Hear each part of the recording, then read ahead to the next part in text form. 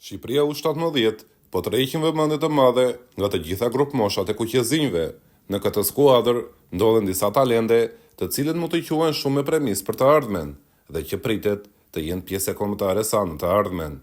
Në ekipin e drejtuar nga Andrea Tedesco ndodhen Gabriel Kulla, Armand Urmishi dhe Evangelos Gjoka, që janë shumë me perspektivë, të paktën 3 emra që janë duke shkëlqyer deri tani.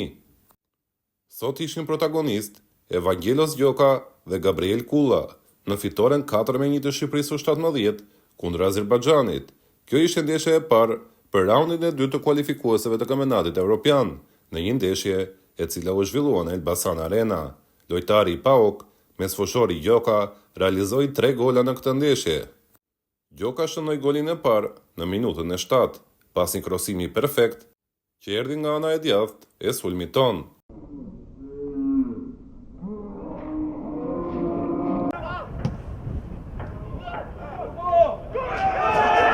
Kuqezin kishin raste të tjera shënimi, me Kullën, Gjokën dhe Ramkun, por pa mundur të dy fishojnë avantazhin.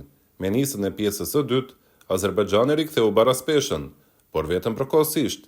Megjithatë, nuk kaloi shumë kohë dhe në minutën e 53 të takimit, Gjoka ktheu sërish avantazhin te Shqipëria, duke shënuar golin e dytë të ndeshjes për të mos gabuar para portierit kundërshtar.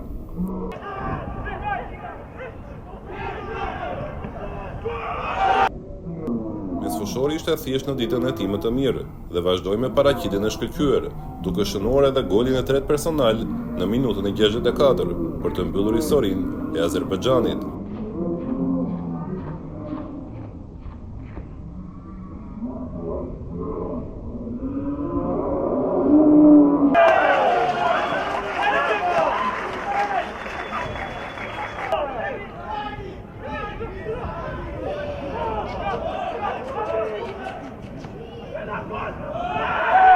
Por nuk mund ta mbyllte ndeshjen pa shënuar gol edhe Armando Broja i ri i Shqipërisë, Gabriel Kulla, e kemi quajtur të tillë pasi ka të njëjtët potencë si Armando Broja dhe të njëjtat shifra të frikshme golash të shënuar si lojtari i Chelsea. Shkodrani Sassuolos ka 10 gola të shënuara në 11 ndeshje me Shqipërinë U17 dhe shifrat flasin vetë.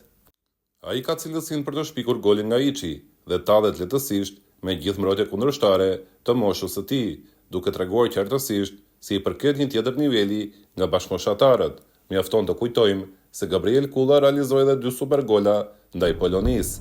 Edhe në golin e sotëm ndaj Azerbajxhanit ishte një rast ku Kulla e shpiku golin nga hiçi, ndërkohë ndeshja e radhës për kuqezin e vegjël do të jetë ajo 22 marsit kundër kombëtares së Walesit, atje ku vështirësia është akoma më e madhe se sa ajo e këtij takimi kundër Azerbajxhanit.